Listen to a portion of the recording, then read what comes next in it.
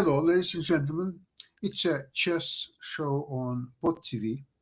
My name is Sasha Star, and today's guests are Professor Ken Regan. Welcome to the show. Thank you very much for having me on again, and welcome to my home. Excellent.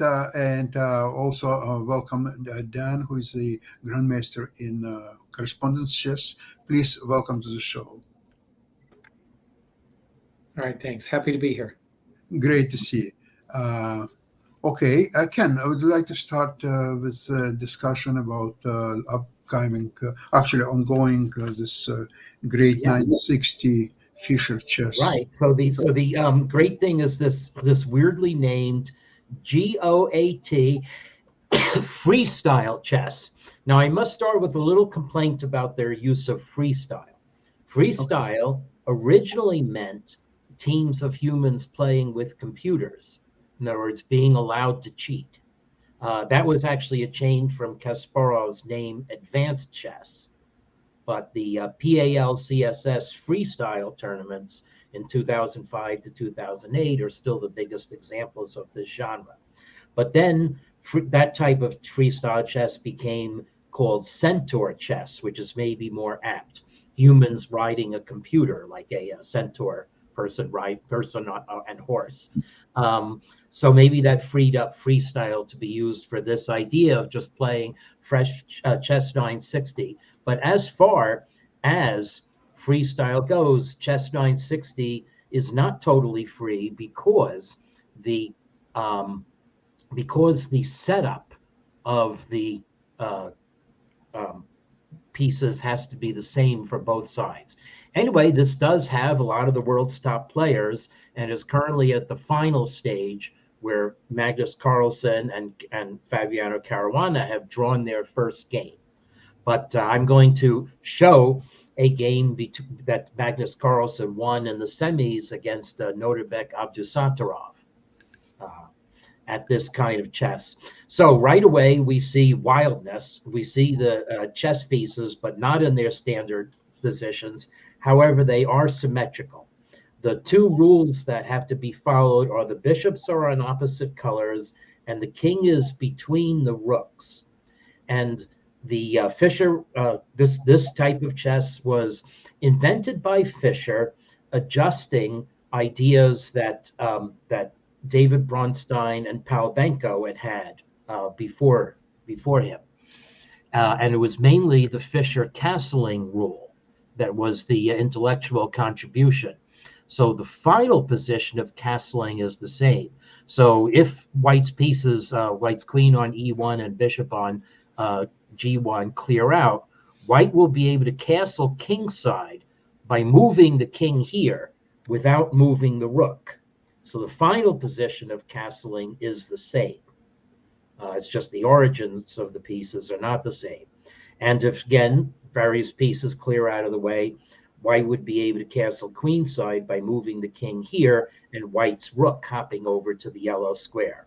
Again, so that the final position of castling is the same. All other rules, en passant in particular, are the same as in standard chess. But the strategy can differ.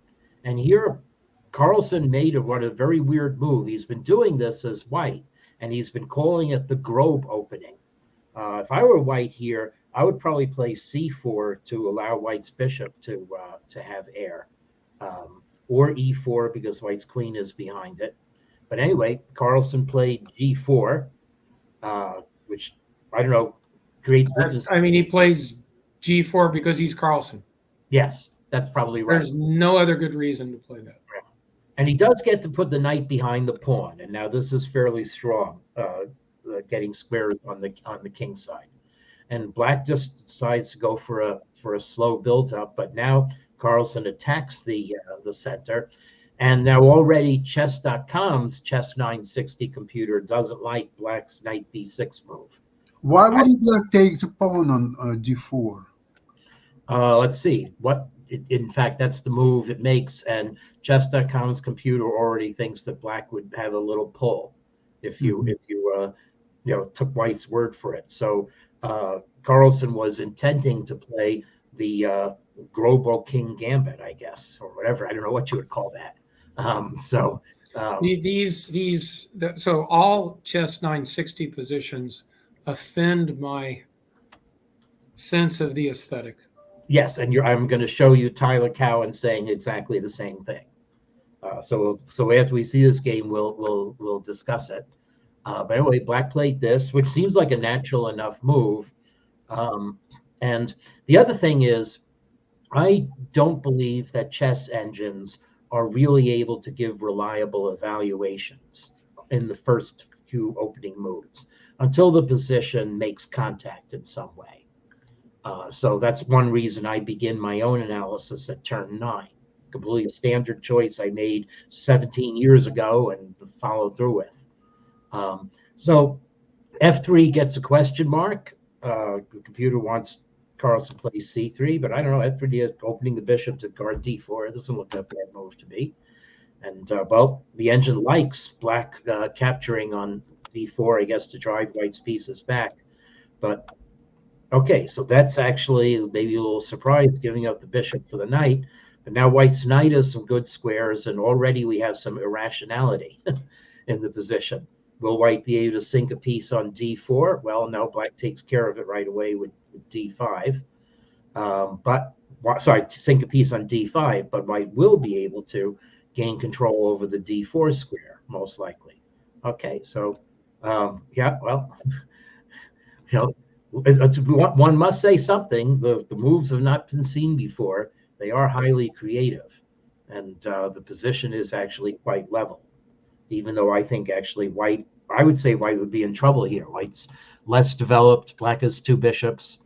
So well, E3 is maybe getting white in trouble. Okay, well, yeah, I mean, black has exemplary central command here. Just has to get the knight on H8 into the game. But white is. So Ken, if this had been a normal game of chess, the commentary here would be that white has completely mismanaged his opening. Yeah. Yeah, even if white's king were on E1, so that white could still castle queenside. And here's one thing, white isn't going to play knight D4 immediately because E3 is weak. Anyway, black played this, which maybe was trying to relocate the bishop to C5, but maybe taking the foot off the gas pedal a little bit. Oh, B4, okay, another creative move. Now black forces a defensive move. H5, another question mark move. This looks like a good attack for black, but who knows? Now, it doesn't like the very natural knight D4 move. Says instead that white had F5, breaking up black's position. Well, tactics. Knight D4 is certainly a natural move. And now black allowed F5. And this was given as a mistake. I frankly don't understand why. Oh, because if black takes on F5, then white captures on E6, and things are going to be skewered along the F5 to E6 diagonal. Okay, so that's the real dynamic of the position, which means, let's see, but black could not play F5 itself. There just wasn't enough firepower on that. So what black should have done was play H4 to deflect white's knight away from control on F5, and then black will be able to defend. Here we go. Now, white has established a beachhead, and interesting enough, black's king is in more trouble than white's is probably the result of this outcome. So now here we go. White is actually now white's position looks a lot more coherent. Okay, well, that was a tactically mistaken move. Allows black to get the knight into the game, and he does. So white lops it off. Okay, so now it's 2 bishops against 2 knights, and white isn't prosecuting an attack real soon. The 2 knights are nice. Here we go. And now this queen E4, I guess, is a game-losing blunder. Let's see, is that what we're going to say here? Black should have just captured on A5 and then played queen A4. So what's the difference? Okay, so black should have done it this way. Mm-hmm.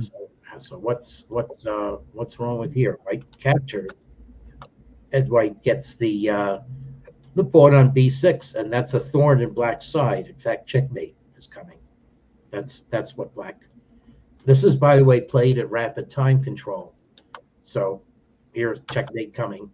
And, well, so what should White have done instead of king e3, king d2?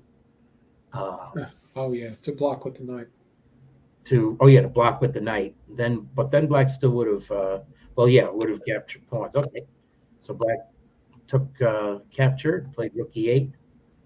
I don't know. Let's see. Why does this game end in 2 more moves? Oh, because of that. Okay, and now Avtasadarov gave up, or maybe fell on time. But White is suddenly totally winning. Can we tell why? But White, let's see. Why is White totally winning? Is black unable to king f2, f5, knight e6 is coming.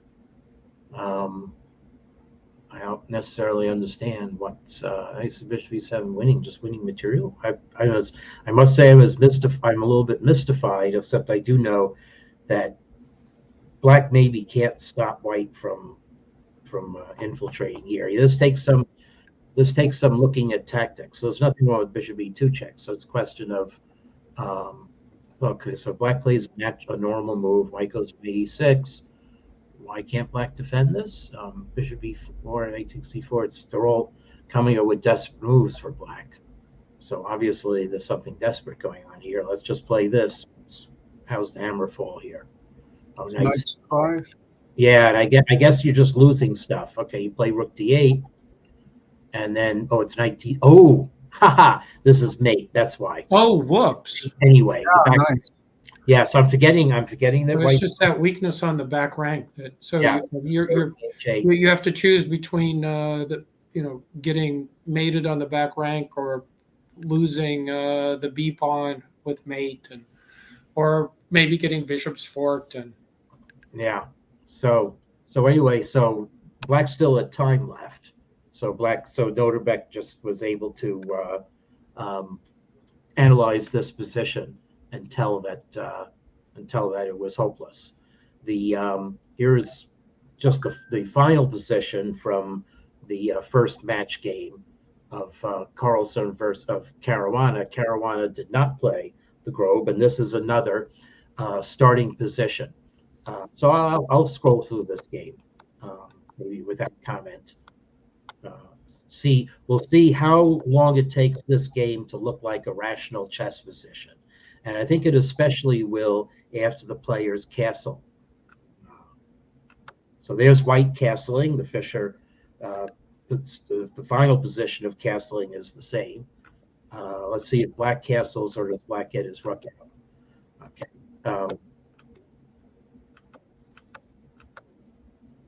Okay. So now it's still irrational with black's rook on a8. Let's see how black fixes the problem. Oh, and capturing the knight and capturing both ways was bad. Wow, what's going on here? Black should have captured with the rook. Okay, I can't think of anything more natural than recapturing with the bishop. Okay, so now is where you would say the game looks rational. And having established rational chess, they draw in about 10 more moves. Yeah, this could have been a Berlin Rui. Yeah. That's or black is one point of here, but yeah.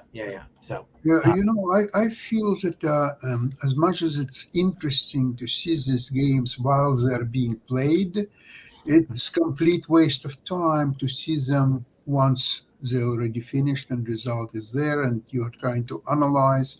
There is no patterns of any kind. In first games that we saw, in my opinion, they're played at the level of 2200, if so. And this game, there's nothing to talk about it again. So this kind of a proposition, the only thing is that essentially, okay, it's chess where the great aspects of memory are being completely eliminated. There's no memory. because each position is very different from others, and of course it's unique and distinct, and you have to find out any viable moves at the board. Um, I don't know really. Um, it's again, as I said before, it's great to watch the games while they are being played. Other Yeah. than that, I'm quite negative about this variant of chess. What I'm showing on the screen are the opinions of Tyler Cowen. He's a noted economist who co-runs the Marginal Revolution blog, a chess master. He was a childhood friend growing up in New Jersey, and we were in chess teams together. He's 3 years or so younger than I am. But here's his opinion on his blog on Monday about this. So Reasons says, at least prior to the end game, I don't understand what's going on. He makes as 1B the point that if the players play into an irrational position, then the fact that they're playing into it makes it interesting. But just having an irrational position descend from the sky is not so interesting. Okay. So then he complains that the younger players have a notable advantage. And I don't know, this could be something for me in my current seminar to test whether younger players of the same rating are better at calculating concrete variation. Can we get a profile difference between young players and older players of the same rating? Is there a commonality? But and now it says what people really want to see is Steph Curry going against LeBron James. We want to see Magnus and Fabiano again. Well, Tyler got his wish. I'm sure I think there are more games with Magnus and Fabiano coming up. Then says Fischer random chess is disjoint from history. He doesn't like the weird rule for castling. Now, Tyler agrees that opening prep is insanely out of control. And Tyler does, by the way, say with increment, of course, those contests consistently exciting and they're not forced draws. With the lesser time, you could play something weird against Petrov, and they're not as dominated by prep, which, by the way, is another predicate that I could test. But so far, I agree with it. I use an approximation of 12 for elite rapid, and an approximation of move 14 for elite classical, and that 14 I think is going to be 15. And then and then Tyler says he'd rather randomize the first few opening moves rather than the placement of the pieces. Now, I myself have been an advocate for something that was originally closer to Bronstein and Benko's idea, which would give the players the freedom to arrange their pieces on the back rank, subject to king between rooks and bishops of opposite colors. Okay. And this to a freestyle, because you're free to choose a pattern. And you might think it would be automatic to put the bishops in the corner and the rooks near to the center with just the king between them. But that's not, bishops in the corner is not necessarily evaluated best by chess engines. I've had some interesting dialogue about that. There's a comment about that somewhere here.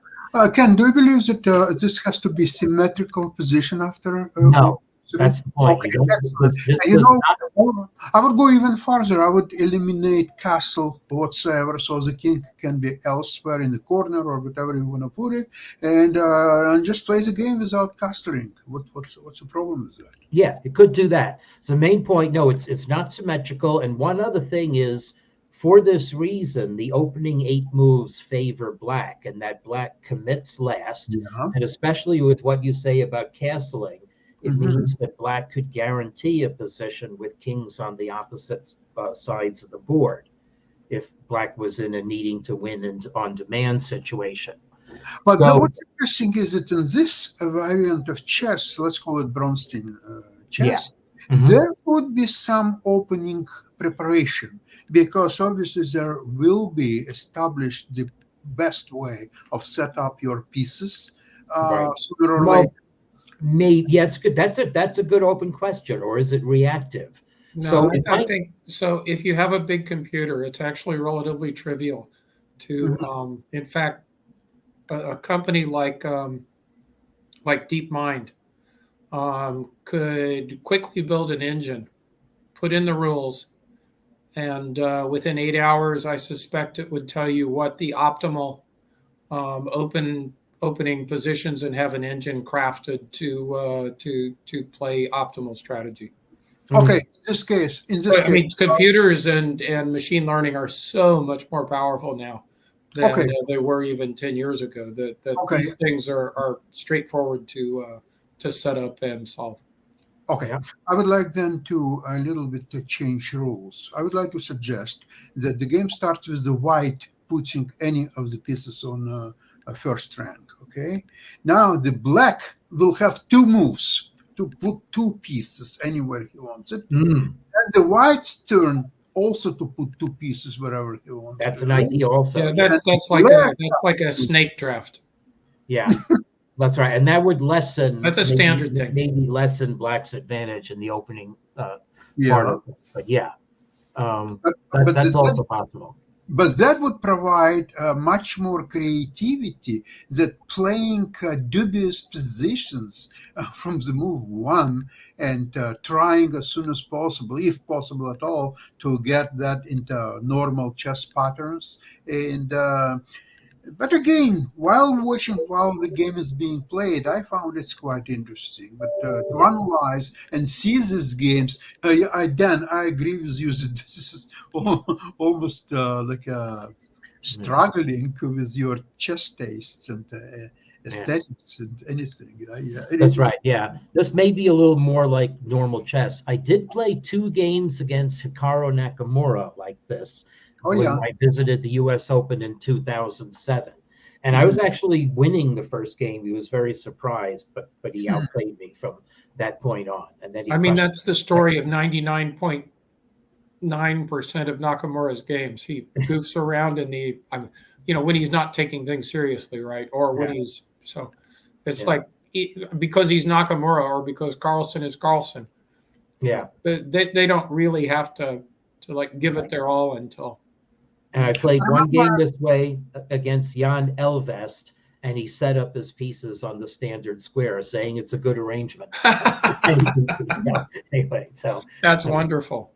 I remember in several years ago in Toronto, there was a fundraising event for Gary Kasparov, and so it was a social event. So he was talking to everybody, and I was playing a blitz game against him, and I had black pieces, and he was talking to people or so. And after 6 or 7 moves, he looked at the position and stopped talking and crushed me in about the next few moves. But before that, I had a quite viable position. Remember the check opening, d4, c5, d5, e5, and I had a playable position for a while, but not for long. So Sasha, that's the great thing about chess, right?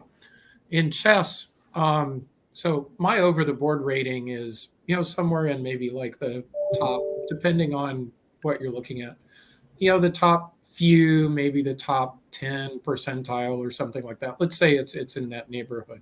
So, strong tournament player. Not competitive with professional grandmasters. But if someone doesn't have the names by the boards, and I'm playing, let's say, Deng Lijin. For the first, maybe if I'm lucky, maybe the first 12 to 15 moves or so, they're not going to be able to tell, who's the world champion and who's a guy who's really doesn't belong in the same category. If you're playing a sport like tennis or so, they know on the first serve because the ball goes like this, and one of the guys is standing there, and it's so you would be disqualified. The attractiveness of chess, with a little bit of knowledge, you can be competitive for 5, 10.